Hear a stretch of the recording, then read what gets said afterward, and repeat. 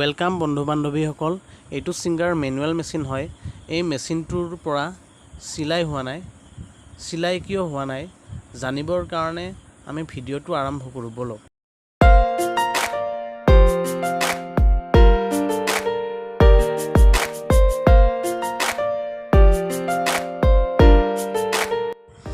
এই দুইটা স্ক্ৰু দেখিছে নহয়, স্ক্ৰু ড্ৰাইভাৰ এডাল হ'লে এইডাল স্ক্ৰু ড্ৰাইভাৰ লৈছোঁ আৰু এই দুটা স্ক্ৰু এটা এটাকৈ আমি খুলি ল'ম। এনেকৈ এটা এটাকৈ খুলি পেলাই ৰেজবডিটো আমি বাহিৰত উলিয়াই ল'ব লাগিব আৰু কি হৈছে আমি তেতিয়া গম পাম সঠিককৈ।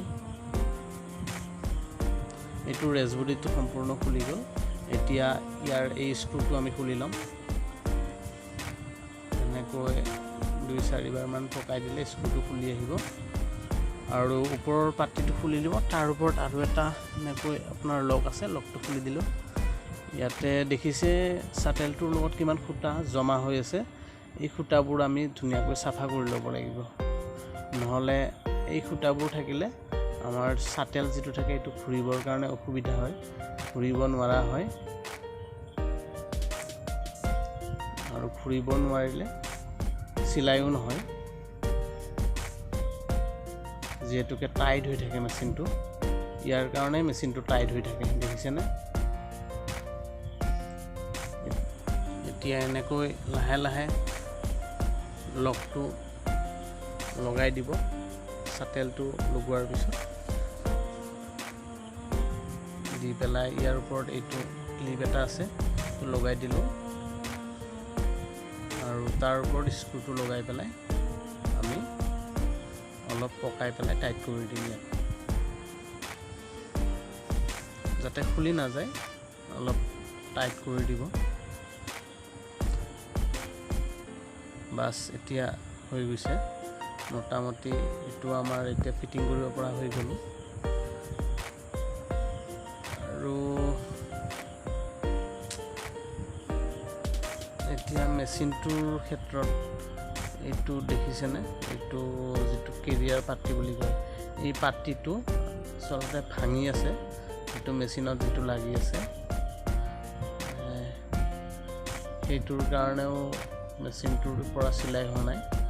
এইটো আমি ইয়াতেও দুটা স্ক্ৰু আছে, এই স্ক্ৰুটা লাহে লাহে খুলি ল'ব লাগিব। দুয়োফালে দুটা স্ক্ৰু দেখিছে নহয়। ওপৰৰটো আগতে আমি স্ক্ৰু খুলি ল'ম, লৈ তাৰপিছত এতিয়া দ্বিতীয়টো স্ক্ৰু এনেকৈ খুলি ল'ব লাগিব। বেজিটো খুলি ল'ব। মই বাৰু বেজিটো নোখোলাকৈ কৰিলোঁ। বেজিটো খুলি ল'লে ভাল হয়, যিহেতুকে হাতত বা আঙুলিত লগাৰ চান্স নাথাকে তেতিয়া।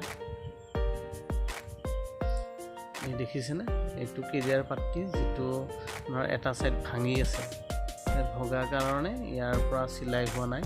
গতিকে এইটো নতুন দেখিছে, নতুনটো একেলগে দিয়াৰ পিছত লগোৱাৰ পিছত নতুনটো দেখিছে ওলাই আছে আৰু এইটো চুটি হৈছে, সৰুটো সৰু হৈ আছে, ভঙা টুকুৰাটো। গতিকে আমি এতিয়া নতুনটো লগাবৰ কাৰণে বেজিটো পোনপ্ৰথমে ওপৰত উঠাই ল'ব। যিটো ফ্লাই হুইল আছে, ফ্লাই হুইলটো ঘূৰাই পেলাই এনেকৈ উঠাই লৈ এতিয়া আমি মেচিনটো এটা ছাইড এনেকৈ পেলাই দিম। তাৰপিছত এতিয়া আমি এইটো এনেকৈ ফিটিং কৰি দিম। এইটো যেনেকুৱা আছে সেনেকৈ ফিটিং কৰি ল'ব, মানে উল্টা পুল্টা কৰিব নালাগে।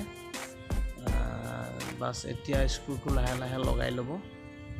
দুয়োফালৰ দুয়োটা স্ক্ৰু লগাব লাগিব। এইটো ওপৰটো আমি আগতে এনেকৈ লগাই লওঁ। ওপৰৰ স্ক্ৰুটো লগাই পেলাই অলপ টাইট কৰি দিব যাতে খুলি নপৰে। টাইট দিয়াৰ পিছত আমি দ্বিতীয় স্ক্ৰুটো লগোৱাৰ কাৰণে আকৌ মেচিনটো এনেকৈ আমি ঘূৰাই ল'ব লাগিব। মেচিনটো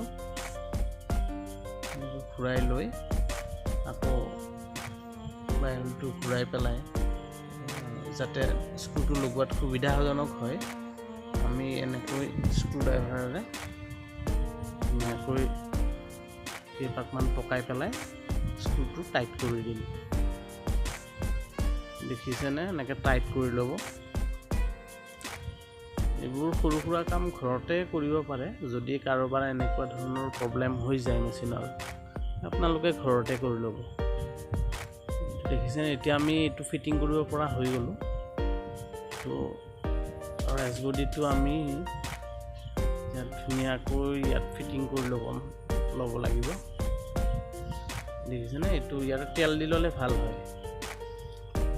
ইয়াৰ চাৰিওফালে এনেকৈ দুয়োফালে তেল দি পেলাই ইয়াক অলপ মুভ কৰিব লাগে ইফাল সিফাল কৰি। আৰু ইয়াত যিবিলাক মানে লেতেৰা সোমাই আছিলে এইবিলাকটো চাফা কৰি লোৱা হৈছে। চাফা কৰি লৈ পেলাই তেলটো দিলে ভাল হয়। দেখিছেনে? এইটো এনেকৈ বেজিটো উঠাই ল'ব। গোটেই ফিটিং কৰিবৰ সময়ত বেজিটো উঠাই ল'ব। আৰু বেজিটো উঠাই লোৱাৰ পিছতহে ৰেছবডিটো ভালকৈ মানে বহিব। এনেকৈ বহি গ'ল। দেখিছে? এনেকৈ ঘূৰাই চাব।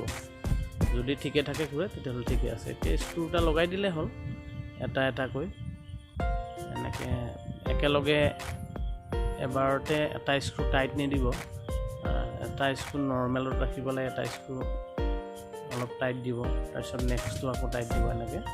এনেকৈ টাইট দিলে ধুনীয়াকৈ ৰেছবডিটো বহি যায়। এতিয়া আজি এনেকুৱা ধৰণৰ প্ৰব্লেম হ'লে আপোনালোকে নিজেই কৰিব পাৰিব।